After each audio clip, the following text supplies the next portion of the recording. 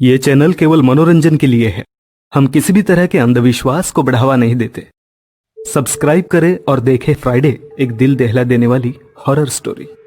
बिना घबराए bell icon press करना ना भूलें।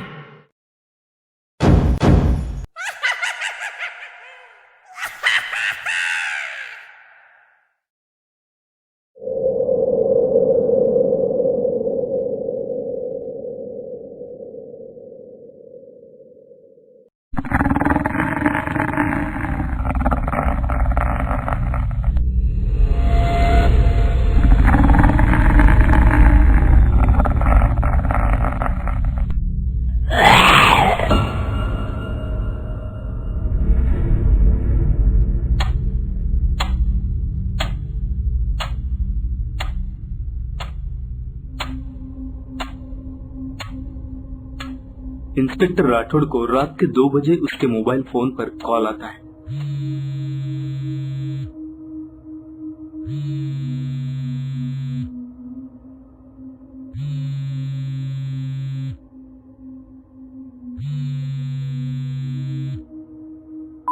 वो मोबाइल रिसीव करता है तो उसकी नींद उड़ जाती है। उसे अपने कानों पर यकीन ही नहीं होता।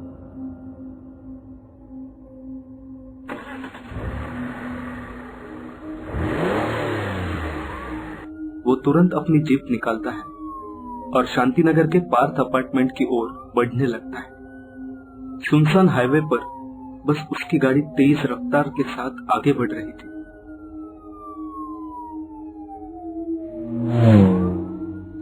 इंस्पेक्टर राठौड़ एक बड़ा ही निडर इंस्पेक्टर था।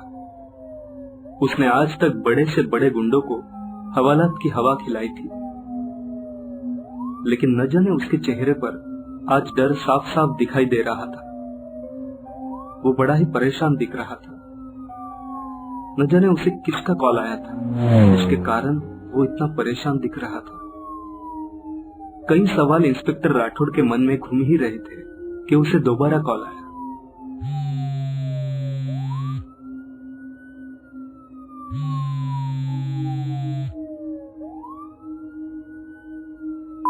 हेलो सर, मीडिया को किसने खबर कर दी? अब क्या करें? सारी मीडिया अपार्टमेंट के नीचे खड़ी है।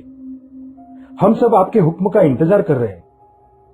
इंस्पेक्टर राठौड़ ने एक गहरी सांस ली और कहा, किसी को अंदर आने मत देना, और जब तक मैं वहां न पहुंचूं अपार्टमेंट को सील कर दो और मेरा इंतजार करो। फॉरेंसिक डिपार्टमेंट से कोई आया है? तो उसे जवाब आता है, अभी तक नहीं सर, हमने उनको खबर तो दे दी है, वो लोग अभी आते ही होंगे। गुड, मैं बस वहीं पहुंच ही रहा हूं। इंस्पेक्टर राठौड़ गाड़ी का स्पीड बढ़ा देते हैं। गाड़ी फुल स्पीड से उस अपार्टमेंट की ओर बढ़ ही रही है कि उनका मोबाइल फिर से बजा। हेलो राठौड़, तुम्हें पता चला? राठौड़ ने कहा। हाँ, मैं वहीं जा रहा हूं, रास्ते में हूं। पाटिल, तुम कहां हो? मैं भी पहुंच रहा हूं। तुम्हें क्या लगता है ये किसका काम हो सकता है? तभी राठौड़ ने कहा, पाटिल, हम अपार्टमेंट में पहुंच के इसके बारे में बात करते, तुम बस मेरा इंतजार करो। राठौड़ की जीप जैसे ही शांतिनगर के उस अपार्टमेंट के यहाँ पहुंची, मीडिया वालों ने उसे घेर लिया। सर, ये सीरियल किलर कौन है? क्यों ये पुलिस वालों को ही अपना शिकार बनाता है? सर, ये मिस्ट्री कैसे सॉल्व होगी? आपको किस पे शक है सर? आपको क्या लगता है किसका काम है? ऐसे कई सवालों से घिरे हुए इंस्पेक्टर ने कहा, देखिए, हम इन्वेस्टिगेट कर रहे हैं, जल्द से जल्द हम मुजरिम को ढूंढ लेंगे। प्लीज अब हमें अपना काम करने दीजिए। ये कहकर वो बिल्डिंग के अंदर दाखिल हुए। जैसे ही वो उस फ्लैट में पहुंचे तो वहां का नजारा देखकर उनकी रूह तक कांप उठी। उन्हें अपने आंखों पर विश्वास ही नहीं हो रहा था। जमीन पर उनके दोस्त खान की लाश पड़ी हुई थी, जो उसी के डिपार्टमेंट का आदमी था और जिसका सर किसी ने बिल्कुल उल्टा घुमाकर उसे मार डाला था। तभी उनका दोस्त सब इंस्पेक्टर पाटिल ने कहा, राठौड़, तुम्हें क्या लगता है कौन है इसके पीछे? मिस्टर राठौड़ उस लाश को देखकर बहुत डर गए थे। किसी तरह उन्होंने अपने आप को संभालकर हवलदार से पूछा, कब हुआ ये? हवलदार ने कहा। सर, रात के करीब 1 बजे हुआ था। अपार्टमेंट के लोगों ने खान की जोर जोर से चिल्लाने की आवाज सुनी और हमें फोन किया। जैसे ही हम लोग पहुंचे तो हमने खान की लाश देखी। सर, ये किसी मुजरिम का काम नहीं लग रहा है। मुझे तो लगता है ये किसी सरफिरे का काम है। इंस्पेक्टर राठौड़ और भी ज्यादा परेशान लगने लगा। तभी उनके दोस्त सब इंस्पेक्टर पाटिल ने कहा, राठौड़ कौन हो सकता है? तुम्हें किस पे शक है? तभी राठौड़ ने कहा, पाटिल, तुम लाश को पोस्टमार्टम के लिए भेज दो। उसी के जरिए हमें पता लग सकता है कि आखिर ये मामला क्या है। तभी इन्वेस्टिगेट करते हुए उन्हें जमीन पर एक तस्वीर मिली जो कि एक एविडेंस लग रहा है। उन्होंने वो तस्वीर उठाई। तस्वीर में एक लड़की थी जो कि किसी पार्टी में थी और विक्ट्री का साइन दिखाए हुए थी, जैसे वो काफी खुश होकर पार्टी एंजॉय कर रही थी, ऐसा लग रहा था। उस लड़की की आंखों में एक अजीब सी कशिश थी और उसने एक पार्टी मास्क पहना था, इसलिए उसका चेहरा साफ दिख नहीं रहा था। उस तस्वीर पर एक निशान भी था जो कि बहुत ही अजीब था।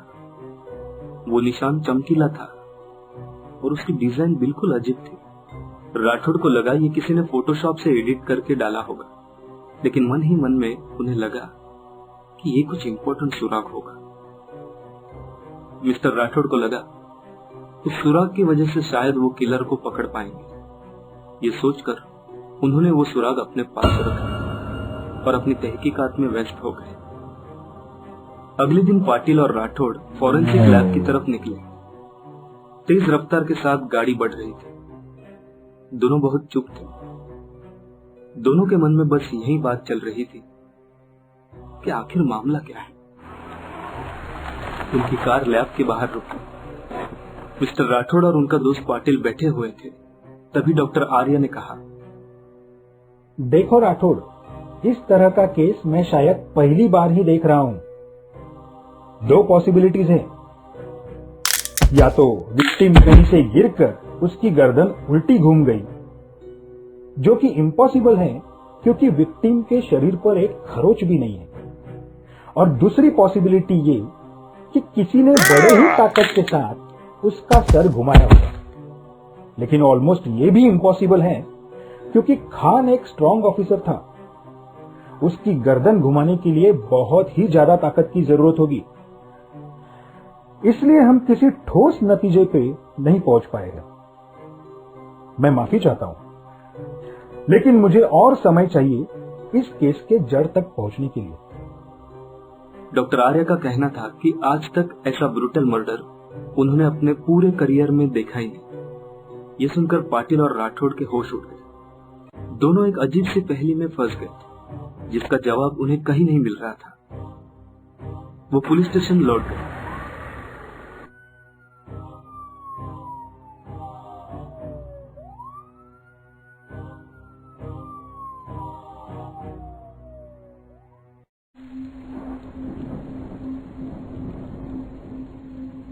उस रात बहुत बारिश हो रही थी। बिजलियां जोर जोर से कड़क रही थी। देर रात काम खत्म करके इंस्पेक्टर राठौड़ अपने घर लौट रहे थे। उनके डिपार्टमेंट के ऊपर मीडिया का काफी दबाव था, इसलिए वो पूरी तरह थक चुके थे। उन्हें बस जल्द से जल्द खूनी को पकड़ना था। रात के करीब 12 बजे हुए थे।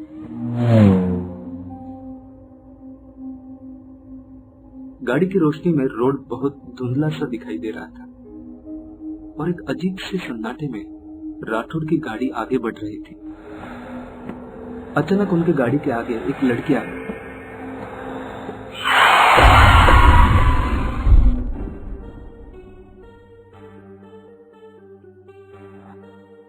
लड़की भाग के उनकी खिड़की के पास आई और बोली, माफी चाहती हूँ सर, मैंने आपको ऐसे रुकाया।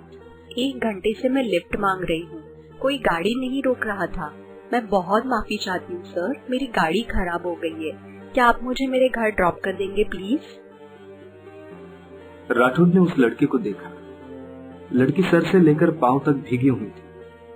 उन्होंने बाजू में देखा तो उसकी कार खड़ी थी। कार की पार्किंग लाइट्स जल रही थी। क्या तुम पागल हो? हाँ? अगर कुछ हो जाता तो जिम्मेदार कौन था? इडियट। उन्होंने एक गहरी सांस भरी और कहा, ठीक है, बैठ जाओ, मैं तुम्हें घर छोड़ देता हूं।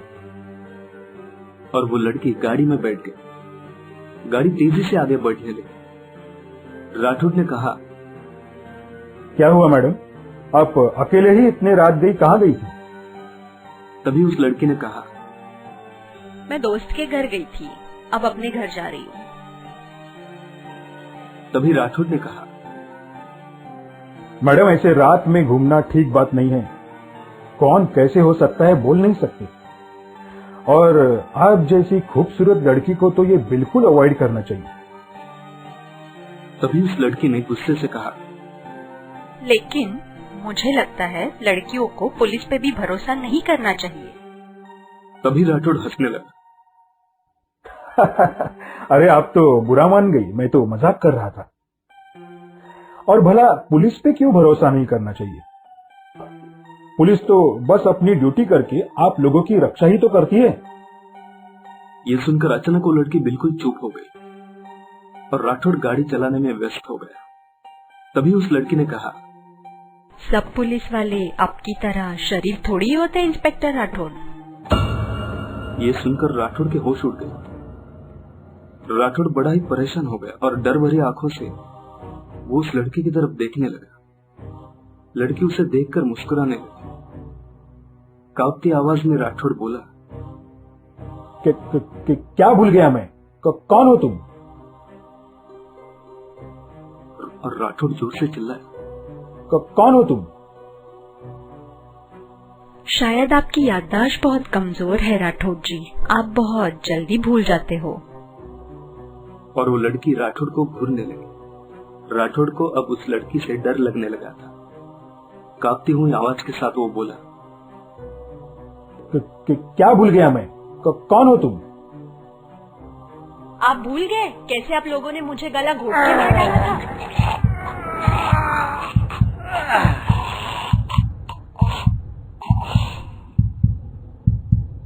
क्या गलती थी मेरी? यही कि मैं सच का साथ देके आप लोगों के खिलाफ कोर्ट में गवाही देने वाली थी। डबल मर्डर केस में इतनी जल्दी भूल गए? तभी राठौड़ के होश उड़ गए। डर के मारे उसके हाथ पांव सून पड़ गए थे। और फिर वो लड़की अजीब सी आवाज में बोली, ये भी भूल गए कि मुझे किस तरह से जंगल में दफना कर चले गए थे? आप लोगों को क्या लगा आप लोग बच जाएंगे?